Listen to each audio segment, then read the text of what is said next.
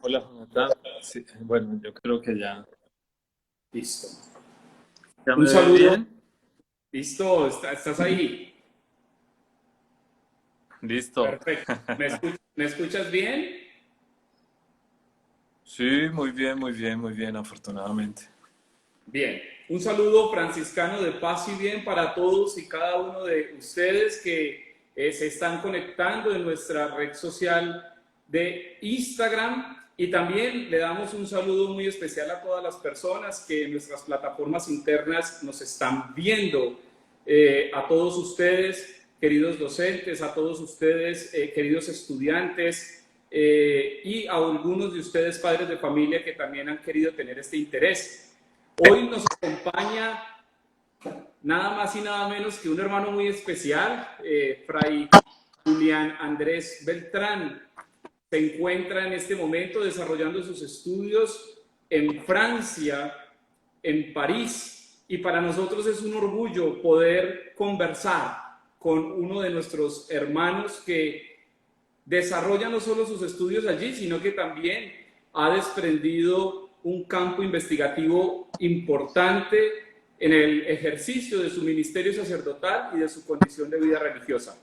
Fray Julián, gracias por haber aceptado nuestra humilde invitación y bienvenido a este espacio de diálogo. Buenas tardes para ti, Jonathan, y reciban todos un saludo franciscano de paz y bien. Muchas gracias por la invitación, querido hermano. Bueno, cuéntanos qué hora es allí, porque tengo entendido que estás haciendo un fuerte esfuerzo al haber atendido nuestra invitación aquí a las 5 de la tarde, hora colombiana. Es la medianoche acá, Ok, es la medianoche.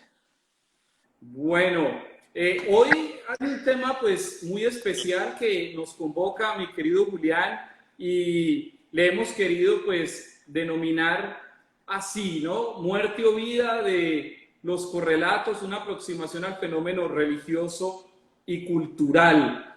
Qué bueno que empecemos a hablar preciso del título, ¿no? Porque sabemos que hay algunas posturas, sobre todo, digamos, un poco aliadas a las interpretaciones teológicas, donde no hablan de metarrelatos, sino de correlatos. Sin embargo, tú nos decías algo interesante antes de iniciar este tema y es importante precisar que hablamos es de metarrelatos. Cuéntanos por qué podemos hablar de estos metarrelatos y vamos allí introduciendo un poco lo que vamos a conversar.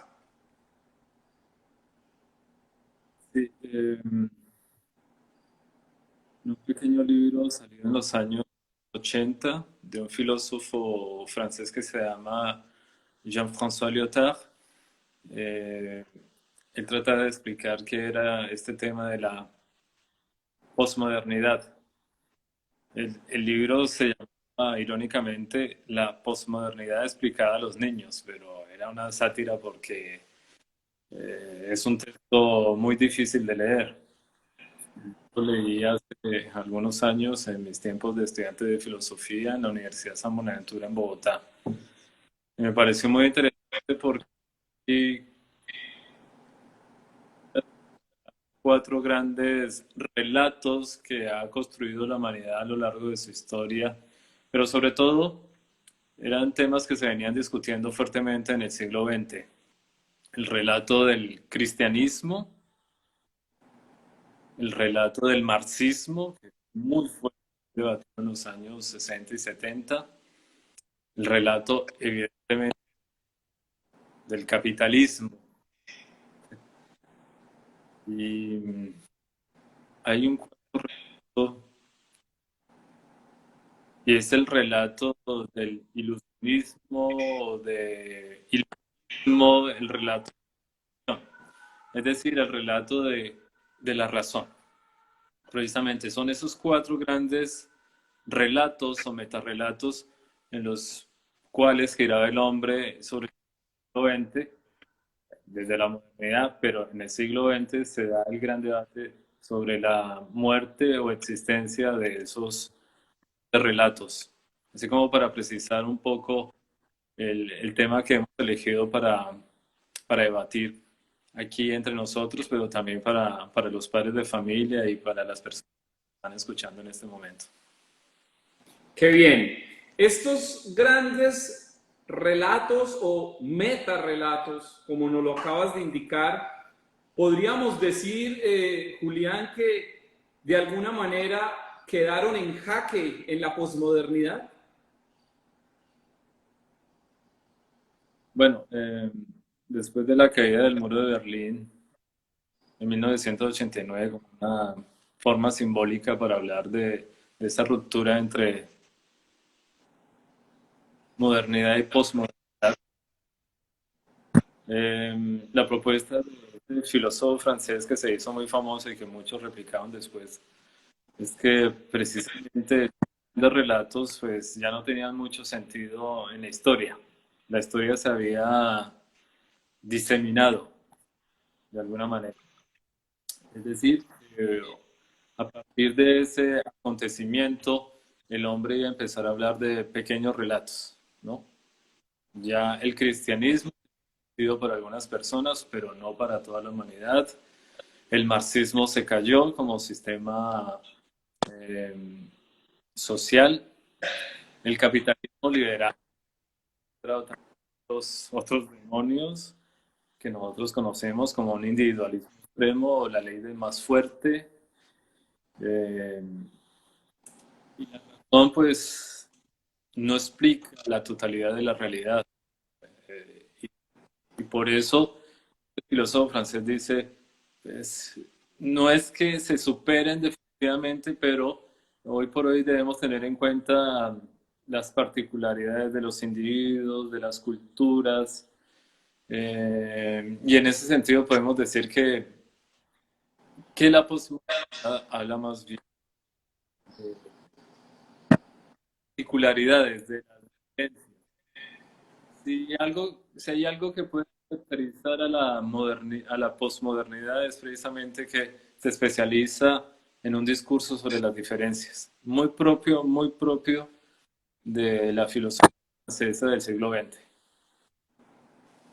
Ya habría que ir rompiendo de alguna manera con esas ideas universales que, digámoslo así, operaron mucho tiempo y que se convirtieron en ideas dominadoras, no solo de los sistemas sociales, sino también del propio pensamiento del ser humano.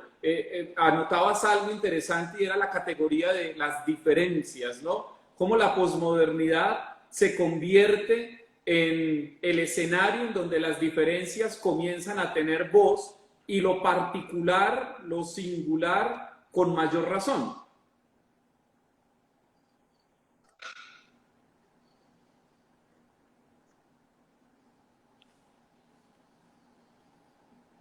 Tendrías que repetir la última parte porque Te la, decía la te videollamada. decía que pareciese que ya que tú decías algo muy importante, era el tema de las diferencias. Cómo las diferencias empiezan a tomar voz y ya no habría que estar pensando solo desde estas categorizaciones de carácter universal que tenían como este efecto también de imposición y de dominio. Okay, okay. Bueno, en primer lugar hay que precisar que la noción de posmodernidad también fue una noción como las modas que vienen y van, sobre todo en los años 80 y 90 y principios del siglo XXI. Se hablaba mucho de posmodernidad. Hoy no tanto, es un punto de referencia dentro del pensamiento, pero para relacionarlo a preguntas sobre las diferencias. Lo que busca la posmodernidad era, de alguna manera, tú utilizaste una expresión muy de nuestro campo lingüístico familiar. La posmodernidad puso en jaque los universales, los supuestos universales. Eh, grosso modo podemos decirlo que sí. Eh, Atacó fuertemente todo aquello que ver con fundamentación metafísica de la historia, de la vida, del sentido de la vida, de lo político, de lo social. Por favor, hacia, hacia la cultura, hacia el pensamiento diferente, hacia el individuo, respeto casi sagrado del otro, en términos de hay que dialogar con el otro, entender la necesidad del otro. Un filósofo como Jacques Derrida, otro filósofo francés, habla de la deconstrucción. Toda esa época de los años 60, 70, 80 aquí en Francia, que fueron muy importantes para los análisis de la diferencia, hablan precisamente de que hay que deconstruir deconstruir el logos y hay que pensar más en el individuo de carne y hueso, en las necesidades de los seres humanos. Eh, Hay que criticar los sistemas que nos vigilan, como lo...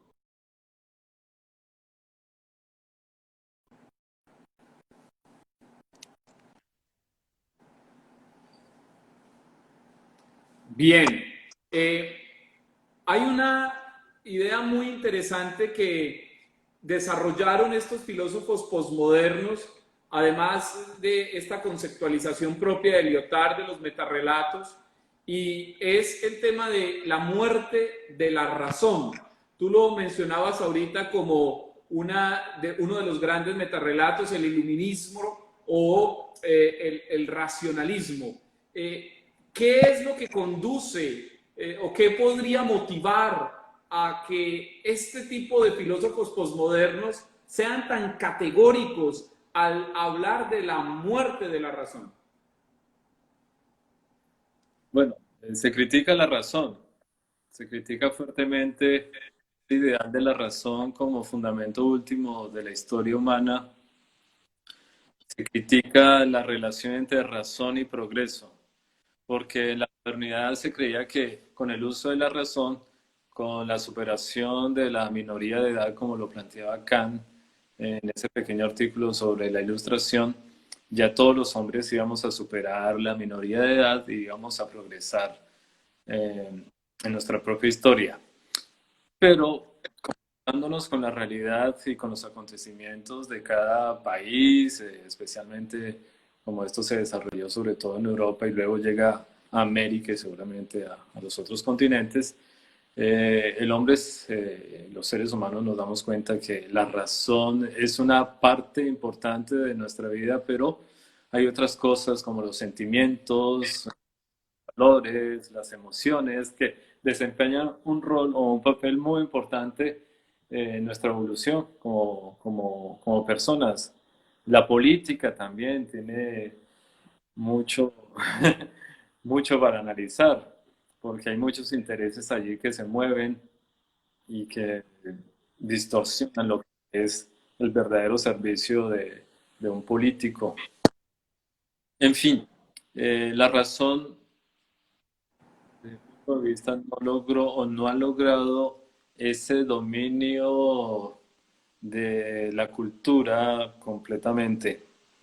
Es decir, no hemos capaces de armonizarnos como seres humanos a través de la razón, porque no somos solamente seres racionales, sencillamente por eso. Exactamente. Hay muchas otras dimensiones que definen al ser humano y su única autodeterminación y de autodefinición no está dada por lo que subyace en la razón.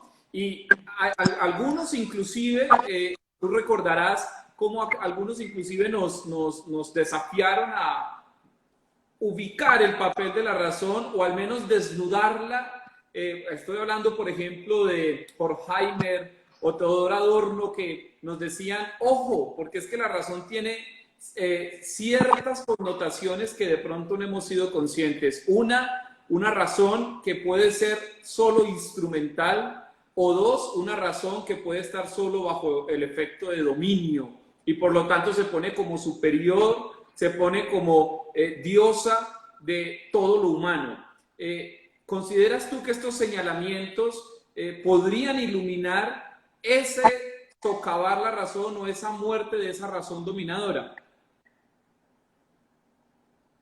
Sí, sí, efectivamente. Eso a lo que tú haces referencia está enmarcado dentro de los análisis de la Escuela de Frankfurt después de la Segunda Guerra Mundial. Y ellos precisamente analizan como eh, el sentido de la razón, ¿no?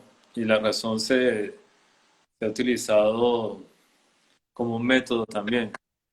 La crítica de la razón instrumental, cómo nos han manipulado también a través de ciertos argumentos para obtener ciertos resultados, ciertos beneficios, ya sea a nivel personal o a nivel grupal o los intereses de una nación específicamente. Eh, eh, sí, digamos, a través del lenguaje y a través del uso de unos muy buenos argumentos, un hombre puede manipular un grupo de hombres. La razón puede venir también en una totalización de la palabra, de la cultura. Hay que tener cuidado.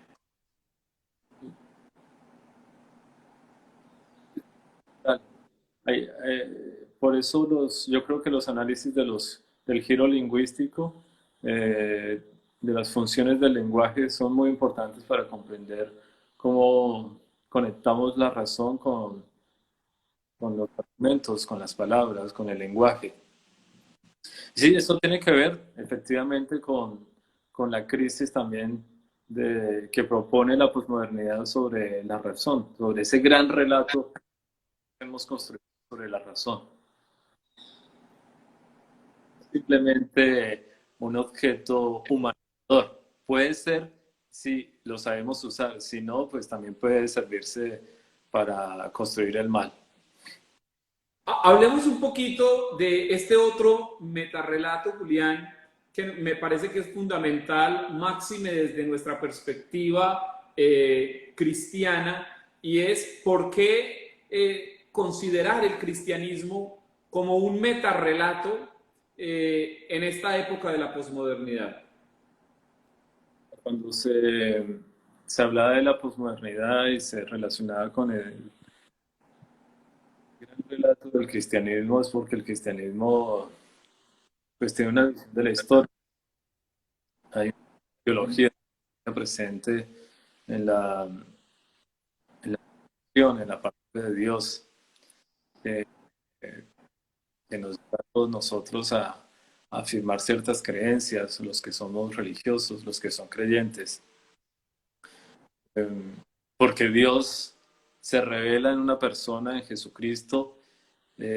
Dios se hace historia de su Hijo Jesucristo, se hace carne y sus enseñanzas marcan pues la historia de la humanidad y generan una visión concreta sobre cómo nosotros los seres humanos debemos crecer todos los días y cómo debemos de alguna manera eh, proceder en nuestra vida cotidiana.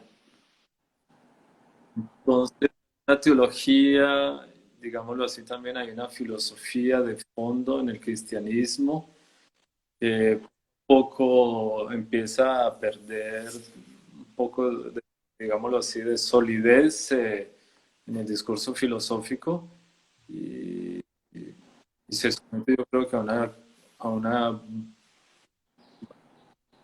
en el siglo XX, o solamente esos valores que predica el cristianismo ya no son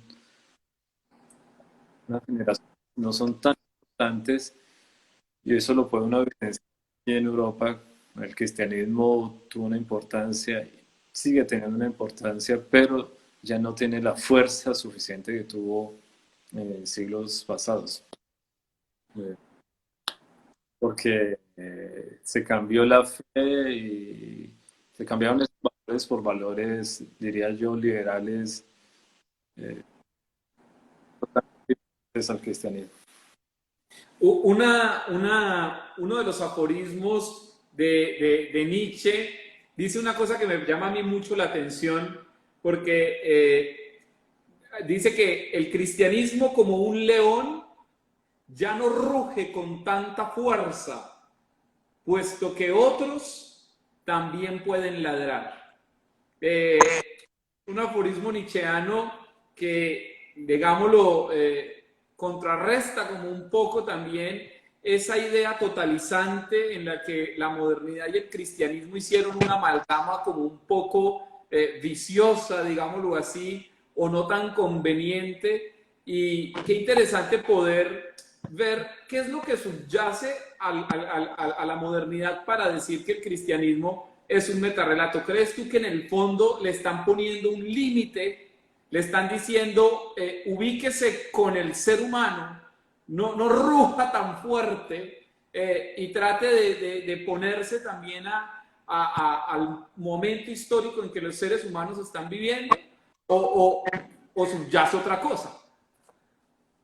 Para precisar, es la posmodernidad que hace esa crítica al cristianismo como un gran metarrelato, que el ser humano está eh, en proceso de superación.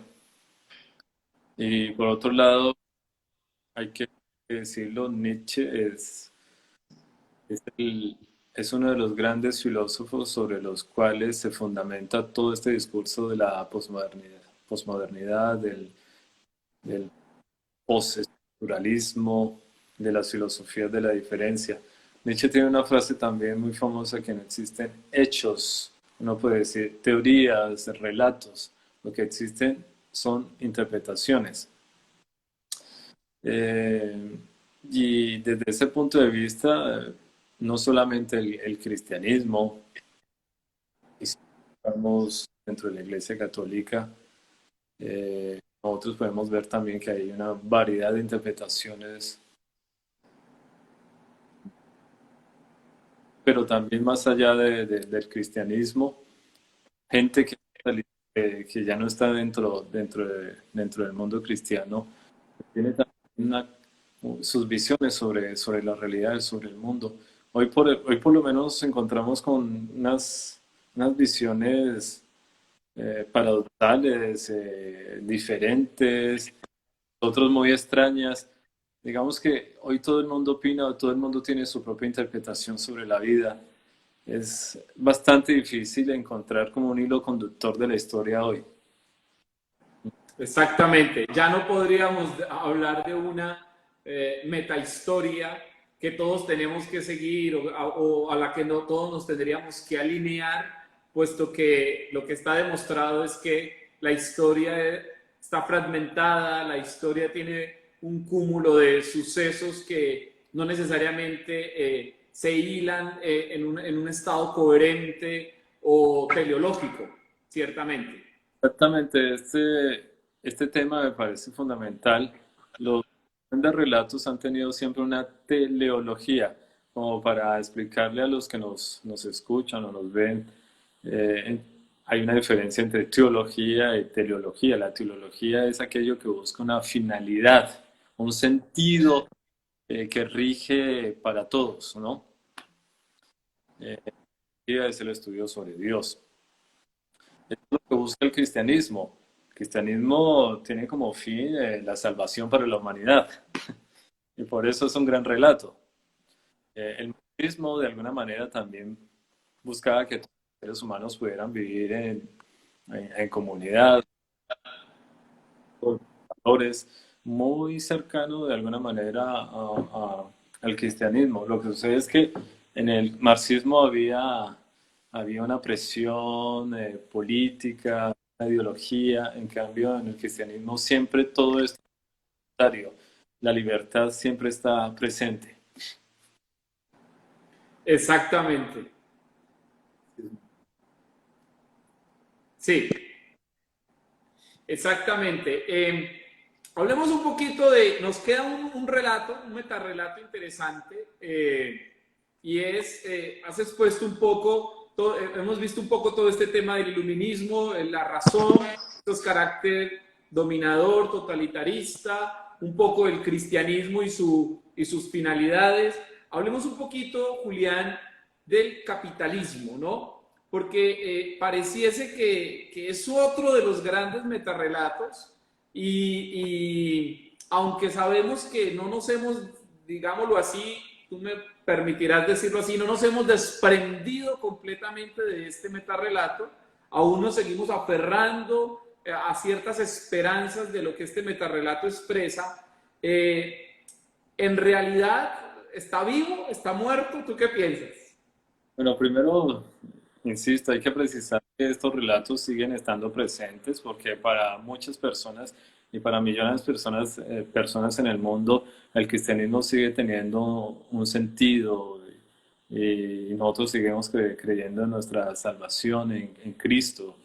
Y en fin, pero con relación al capitalismo, el capitalismo sigue siendo el sistema económico dominador, hegemónico en nuestra sociedad, sobre todo en nuestra sociedad occidental. Incluso diría yo también en el mundo oriental, porque a pesar de que China vive bajo un régimen comunista, sus prácticas económicas son completamente capitalistas. Pero bueno, la comprensión del capitalismo varía dependiendo del continente, dependiendo de los países. No es lo mismo hablar de capitalismo en Estados Unidos que hablar de capitalismo en Francia o en Europa, porque son cosas muy diferentes. Aunque hay liberalismo, hay intercambio de productos, es decir, hay movimiento del dinero, la gente puede crear sus propias empresas. Se entiende también que hay un equilibrio social. Por ejemplo, están cubiertos los servicios universales de educación y salud, que son muy importantes para el desarrollo de una sociedad, el respeto, de la dignidad por el otro, en fin, tantas cosas que se han creado gracias a las luchas y a la cohesión y sobre todo a la valoración que los europeos tienen por lo social. En América Latina la historia ha sido un poco más dolorosa, muchas guerras en el siglo XX, muchas dictaduras, mucha sangre ha corrido eh, y últimamente muchas diferencias a nivel político y económico entre nuestros países latinoamericanos. Nosotros tenemos modelos y ejemplos a un lado y al otro y nosotros también somos, digámoslo así, un modelo de cómo intentamos aplicar el modelo capitalista americano en nuestro país. Y sin embargo, pues estamos conformes con eso, porque eso genera muchas dificultades de social, ¿no? Porque privatizar todo es decir al hombre, oh, caramba, los pobres es muy duro para llegar a la cima. Entonces el capitalismo tiene muchas matices y ha generado muchos problemas en el siglo XXI y hoy por hoy se habla más de emergencias económicas, se habla de otros modelos para adquirir la riqueza, no solamente los modelos extractivistas, americano, diría yo también venezolano, de los países árabes, de modelos que dependen absolutamente del petróleo, de la extracción de minerales, ese tipo de fuentes que de algún momento en nuestra historia humana va a acabar. Entonces, hoy por hoy también en Europa y en América Latina, en Asia también o en África, se están empezando modelos emergentes sin salir de ese marco general del capital, porque el ser humano pues tiene que sobrevivir de algo, y el ser humano es creativo y el ser humano tiene que poner en movimiento el dinero para poder sobrevivir. Bien, en ese marco que nos has puesto, nos preguntan por acá, ¿cuáles serían los límites a tu juicio de este sistema capitalista?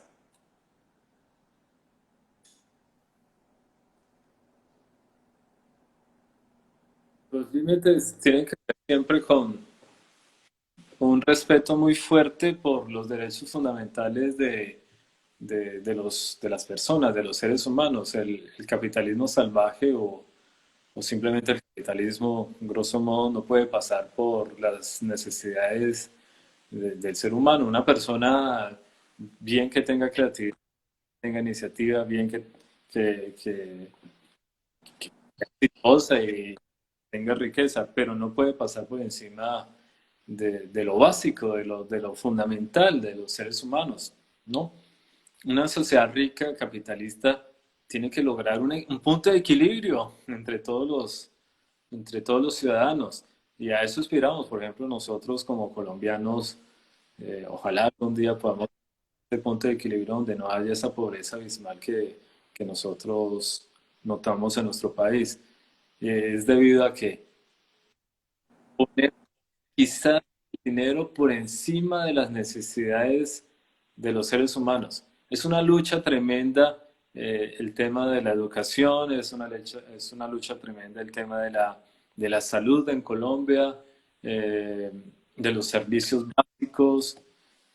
No, esas cosas deben ser cubiertas por un país que se dice que cree en un modelo liberal, del liberalismo económico, pero que al mismo tiempo se preocupe por lo fundamental del ser humano. Ahí deben estar los...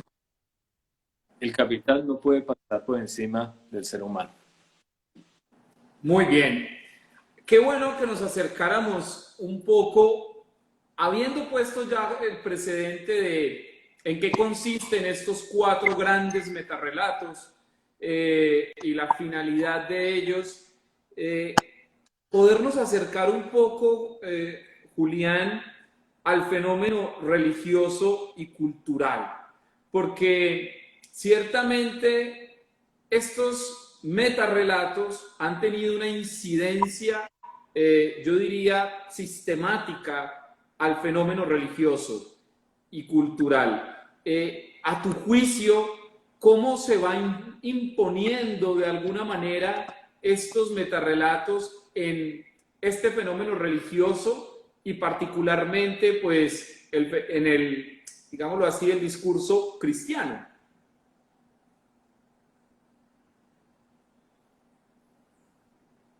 Yo creo personalmente que pues, la iglesia debe, debe conocer lo que piensa el hombre. Eh, lo que piensa el hombre hace 2000 años, sino lo que, y en la Edad Media, sino lo que piensa hoy por hoy. Y debe lograr un equilibrio, una integración. Debe escuchar las necesidades de los hombres. De alguna manera, los análisis que provee la posmodernidad de los filósofos que reflexionaron en torno a ese concepto, pues nos sirven a nosotros para comprender por dónde va el mundo, ¿no? El mundo no es solamente blanco y negro, sino que el mundo tiene una variedad de expresiones y en ese mundo de la diversidad, en ese mundo de la diferencia, en ese mundo del multiculturalismo en el que nosotros vivimos, es ahí donde la iglesia debe penetrar poco a poco con el Evangelio. Porque el Evangelio, y eso sí lo creo yo muy personalmente, es de los pocos medios que nos sirven para crecer como personas y como seres humanos sin perder el sentido de nuestra existencia. Es decir, con el Evangelio nosotros podemos encontrar el sentido de nuestra existencia eh, humana y yo creo que como relato sigue siendo muy importante para nuestra cultura occidental, para Europa o específicamente para Colombia. Ah, hay una pregunta que nos hacen por aquí que me parece interesante y te la lanzo así tal cual como llega. Eh, ¿Cuál es el papel de la moral en los metarrelatos? Claro. Sí, yo creería que a partir de los filósofos que han hablado de la posmodernidad, la moral sería una moral que se forja, que se construye en cada individuo. Yo recuerdo mucho un documento que leí hace muchos años de Foucault que se llama Las tecnologías del yo, y es una propuesta ética donde el hombre es su propio escultor. Es decir, que coge su propia existencia, su propia vida y va forjando seguramente una bella escultura, ¿no? Eso depende de, de- de muchas cosas, de su historia, de su familia, de sus estudios, de sus relaciones. eh, Depende fundamentalmente de esas cosas. Ahora, esta- una institución como la iglesia o el cristianismo tiene una moral, tiene una ética cristiana que ha marcado de todas maneras las sociedades y las culturas. Ella sigue siendo importante. Si nosotros hemos sido formados dentro de una visión de la vida mediada por el Evangelio, esos valores van a impactar en nuestra vida y van a moldear también nuestra moral. Entonces, creo yo que según lo que plantean los posmodernos, pues nosotros que somos creyentes debemos asumir los valores que proceden del Evangelio y tratar de forjar nuestra propia personalidad a partir de lo que creemos y vivimos. Qué bien, excelente. Excelente porque pareciese que a veces se quiere como establecer una desconexión entre moral y religión o moral y sistemas, digámoslo así, de pensamiento. Y la moral también tiene una propuesta válida dentro de estos grandes relatos. Sí, lo que sucede es que la moral que nos enseñaron, y sobre todo a nuestros padres y a nuestros abuelos, era una moral de decálogo, de manual. Entonces, tenemos que aprendernos los mandamientos de memoria y tenemos que tratar de cumplirlos. Y no elaborábamos una reflexión. Hoy la iglesia invita más bien al seguimiento, a hacer una reflexión sobre cada acto que nosotros realizamos en nuestra vida y tomar, por supuesto, decisiones a la luz de las enseñanzas del Evangelio. Es una moral más eh, que se vive, pero desde una reflexión seria, profunda. Salir un poco de esa moral manualística y pasar a esa moral de seguimiento. Dices del sentimiento, Salir un poco de esa moral manualística y pasar a esa moral de seguimiento. de seguimiento, sí, totalmente de acuerdo. Cuando hay seguimiento, uno sabe lo que está haciendo, porque uno reflexiona, uno actúa con inteligencia, me parece. Qué bien. Eh, Hay implicaciones en este diálogo que nos estás dando y seguramente es importante ir considerando cuáles son esas implicaciones que a tu juicio podríamos considerar más importantes de este fenómeno religioso cristiano frente a una actitud crítica a estos metarrelatos. Sí. Pues hombre, no es tan fácil contestar esa pregunta. De todas maneras, la iglesia sigue trabajando desde sus dicasterios para traerle claridad a la humanidad, diría yo, equilibrio a la humanidad. Yo mismo voy a hacer una investigación doctoral con el problema religioso, ¿no? De cómo algunos actores quieren desmontar el aparato metafísico de la iglesia o de la religión y cuáles son las consecuencias de ese desmontaje. En eso voy a estar tratando de descifrar eso, de aclarar en mi mente ese problema y después tratarlo a través de ciertas tesis y a través de escritos o artículos. Eh, pero bueno, yo creo que para responder más de manera concreta, la iglesia es una institución irracional, La iglesia es una institución que es guiada por Jesucristo y por el Evangelio, y en ese sentido debe formar hombres y mujeres para que puedan dialogar con el mundo. Yo lo decía en una intervención hace unos días que el futuro de la teología y de la religión o de la iglesia, si ustedes quieren, debe estar en diálogo con estas racionalidades emergentes que poco a poco nosotros estamos conociendo, sin perder el fundamento, pero hacerlo Sí, como siempre. sin perder el rigor. El rigor, la seriedad y sin perder aquello en lo que nosotros creemos, ¿no?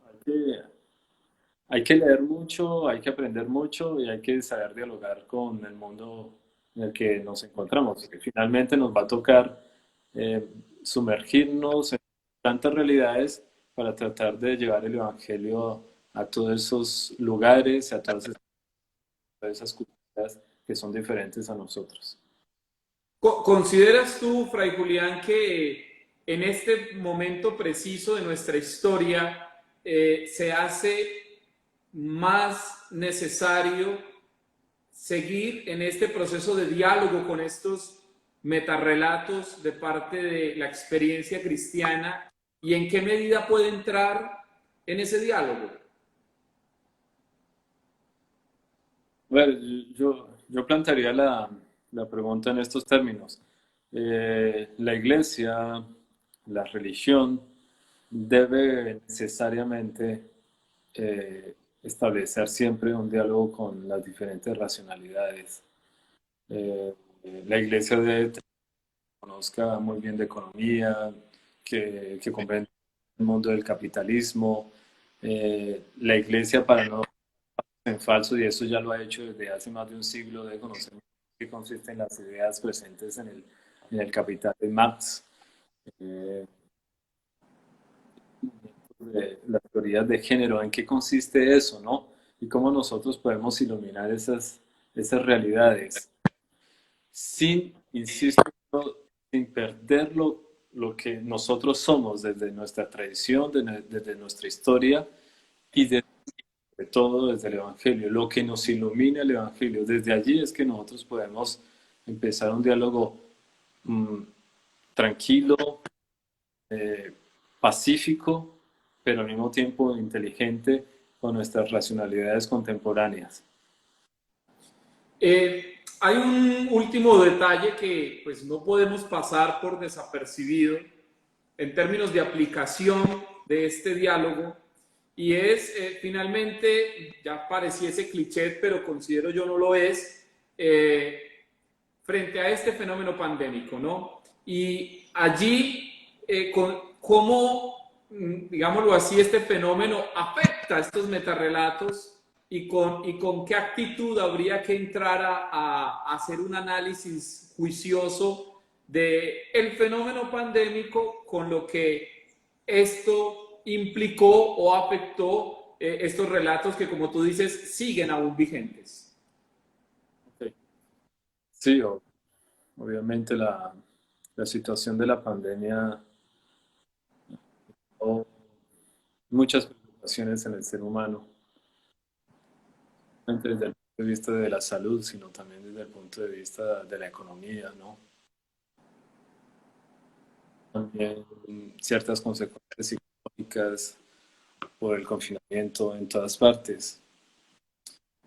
Mm, Y bueno, ¿cuál es la relación que nosotros podemos destacar de todo esto? Es que si una situación de pandemia no nos lleva a nosotros a nuestra manera de relacionarnos con el prójimo, pues creo que, como decíamos anteriormente, lo decíamos con otro sacerdote, no estamos comprendiendo la experiencia que estamos viviendo a partir de esta situación inesperada. Y hemos hablado también muchas veces, y esto lo ha dicho el Papa y los sacerdotes y mucha gente en la vida cotidiana, muchos laicos, incluso ateos, hablan de la solidaridad, de, de nosotros como franciscanos hablamos todo el tiempo de la fraternidad, una situación, insisto, como esta nos debe llevar a ser más humanos, a sabernos relacionar sin, sin falsedades, como, como somos, siendo transparentes con el otro y tratando de ayudar, de prestar nuestros mejores servicios a la humanidad. Creo que esto nos hace más sensibles. En última sería lo que puedo decir frente a la realidad humana. No podemos volvernos eh, piezas duras, sino todo lo contrario, personas sensibles frente a los problemas de los demás. Y tenemos ejemplos, yo creo que todos tenemos ejemplos muy cerca de nosotros, amigos, familiares, situaciones muy duras en nuestras familias. Y si nosotros no nos hacemos presente allí, cómo hacemos para llevar el rostro de Cristo a los más cercanos a nosotros o a aquellos que están un poquito más alejados de nosotros, pero que sabemos también que están pasando necesidades? ¿Cómo hacemos? Ahí es donde nosotros debemos hacernos. Así estemos encerrados en una casa, podemos hacer algo hacer. Yo por lo menos tengo la oportunidad de salir y que aquí las cosas están relativamente, entre comillas, bien, pero, pero hay que hacer algo, ¿no? No nos podemos quedar tampoco con los brazos cruzados.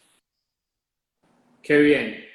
Bueno, vamos finalizando este diálogo con Fray Julián Andrés Beltrán, quien nos ha acompañado durante este momento desde París, desde Francia. Hay un último momento que siempre con nuestros invitados hacemos, Julián, y es leer un pequeño párrafo de un autor que tenga que ver un poco con el tema y pedir tu opinión. ¿Te arriesgas? Sí, sí, sí, por supuesto. Ok, bien. Entonces, por aquí hay un autor que, pues tú lo mencionaste, Jean-François Lyotard, quien nos dice en su texto, La muerte de los metarrelatos, nos dice un párrafo muy sencillo y tú nos dices qué piensas. Dice, el hombre se entrevé como condición para pensarse a sí mismo. Los metarrelatos no definen al hombre. El hombre define sus relatos. En el mundo de las diferencias, las esperanzas, las alegrías, los sufrimientos y las luchas, no hay un metarrelato teleológico de la historia.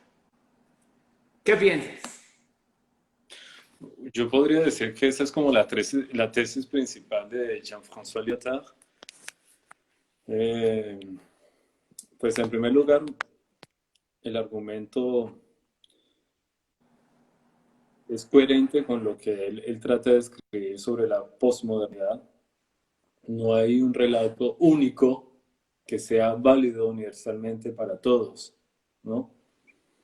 Por mucho que nosotros pretendamos decir que la razón puede llevar al progreso científico, espiritual y humano de todos nosotros, eh, no, hay sentimientos también, como lo decía anteriormente.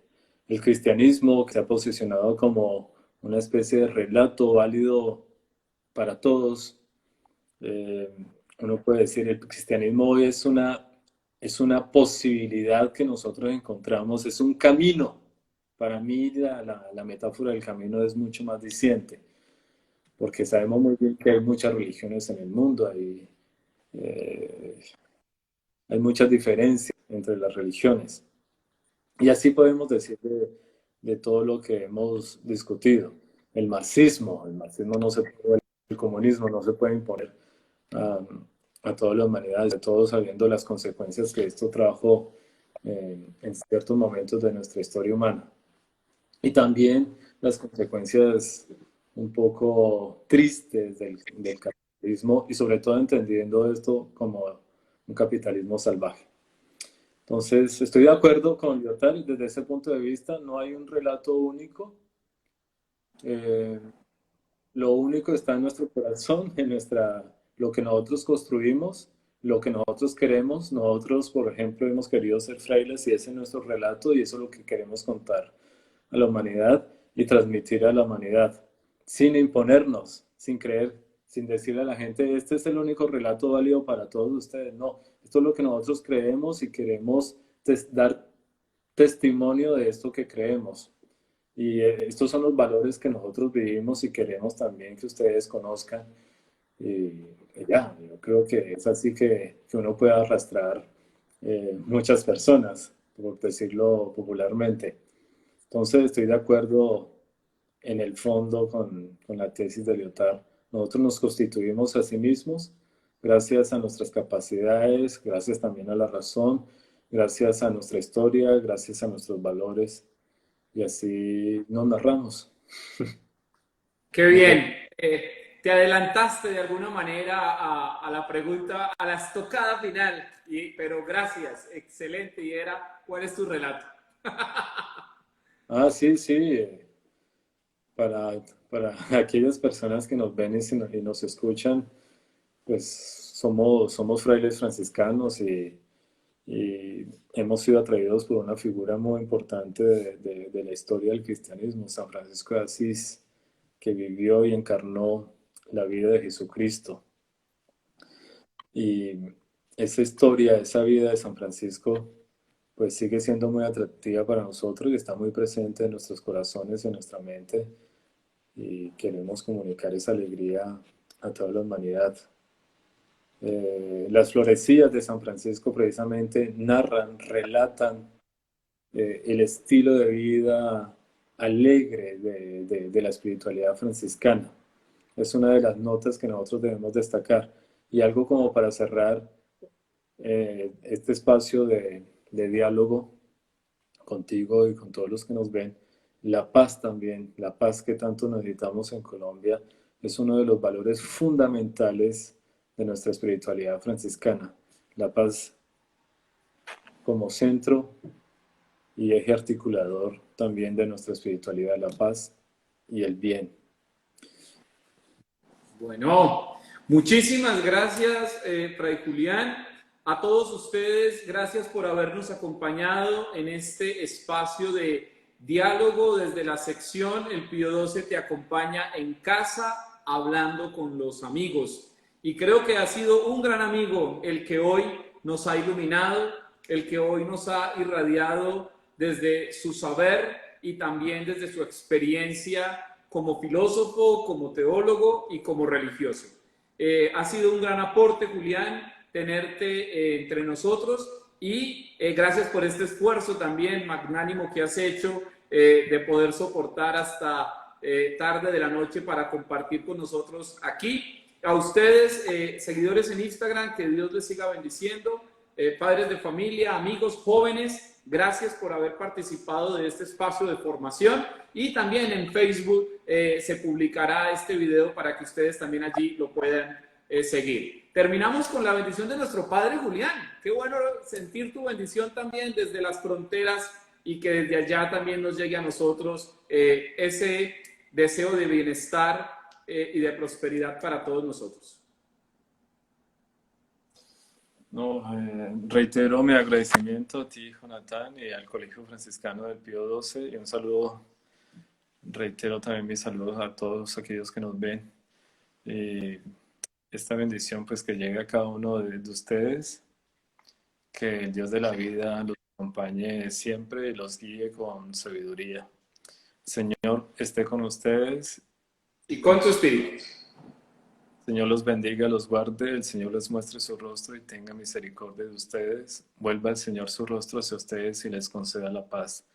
El Señor bendiga a estos sus hijos e hijas en el nombre del Padre, del Hijo y del Espíritu Santo. Amén.